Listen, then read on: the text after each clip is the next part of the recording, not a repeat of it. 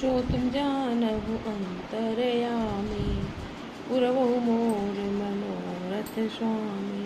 निशाघोर गंभीर बन पंथन सुनहु सुजान बसहु आज अस जानि तुम जायहु होत बिहान।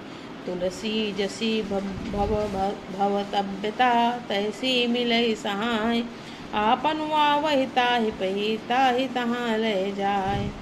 सो तुम जानहु अंतर्यामी पुरवहु मोर मनोरथ स्वामी। भले ही नाथ वाय सुधरि शीसा बाध तुरग तरु बैठ महिषा। नृप बहु भांति प्रशंस्यो ताहि चरण बंधि निज भाग्य सराही। मुनि बोले हो मृदु की राम सुहाई जानी पिता प्रभु करहु डिठाई। मोहि मुनीस सुत सेवक जानी नाथ नाम निज कहु बखानी।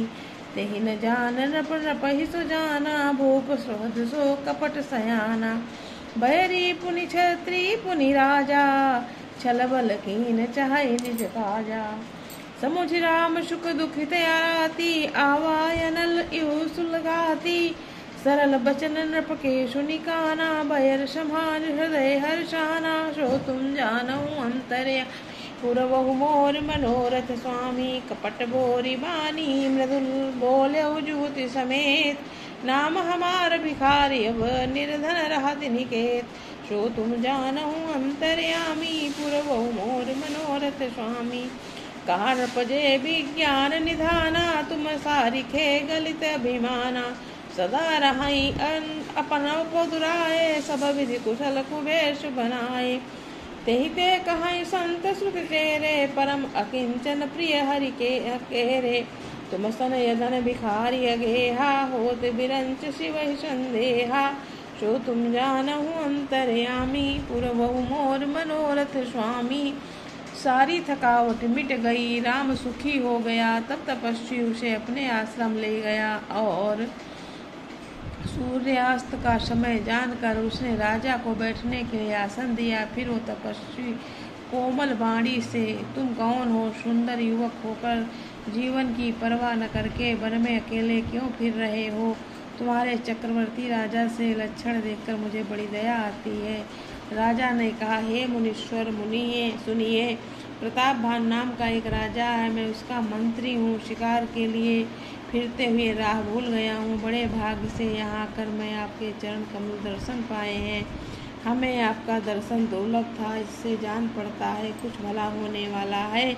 मुनि ने कहा हे तात अंधेरा हो गया है। तुम्हारा नगर यहाँ से 70 योजन पर है। हे सुजान सुनो घोर अंधेरी रात में घना जंगल है रास्ता नहीं है। ऐसा समझकर तुम आज यहीं पर ठहर जाओ। सवेरा होते ही चले जाना। तुलसीदास जी कहते हैं जैसी भव्यतव्यता होनहार होती है वैसी सहायता मिल जाती है। या तो वह आप ही आपके पास आती है या उसको वहाँ ले जाती है। हे नाथ बहुत अच्छा। ऐसा कहकर और उसकी आज्ञा सिर चढ़कर घोड़े को वृक्ष से बांधकर राजा बैठ गया। राजा ने अपनी बहुत प्रकार से प्रशंसा की और उसके चरणों की वंदना करके अपने भाग्य की सराहना की। फिर सुंदर कोमल वाणी से कहा हे प्रभु आपको पिता जानकर मैं डिठाई करता हूँ। हे मुनीश्वर मुझे अपना पुत्र और सेवक जानकर अपना नाम धाम विस्तार से बतलाइए। राजा ने उसको नहीं पहचाना पर वो राजा को पहचान गया। राजा तो शुद्ध हृदय था और वो कपट करने में चतुर था। एक तो बेरी फिर जतिका छत्री फिर राजा। वो छल बल से अपना काम बनाना चाहता था।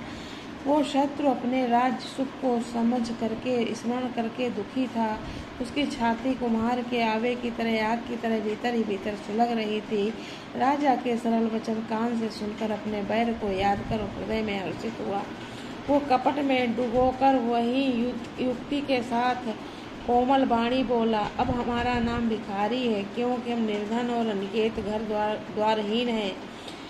राजा ने कहा जो आपके सदृश विज्ञान के निधान सर्वथा अभिमान रहित होते हैं वे अपने स्वरूप को सदा छिपाते रहते हैं क्योंकि कुबेश बनाकर रहने में ही सब तरह का कल्याण है। प्रगट संत वेश में मान होने की संभावना है और मान से ही पतन की जय श्री राम। सभी लोग लाइक कमेंट कीजिएगा, सब्सक्राइब कीजिएगा प्लीज़। मेरी रामायण को प्यार दीजिएगा। रामायण मेरी नहीं है, सभी की है। तुलसीदास जी द्वारा रचित रामायण।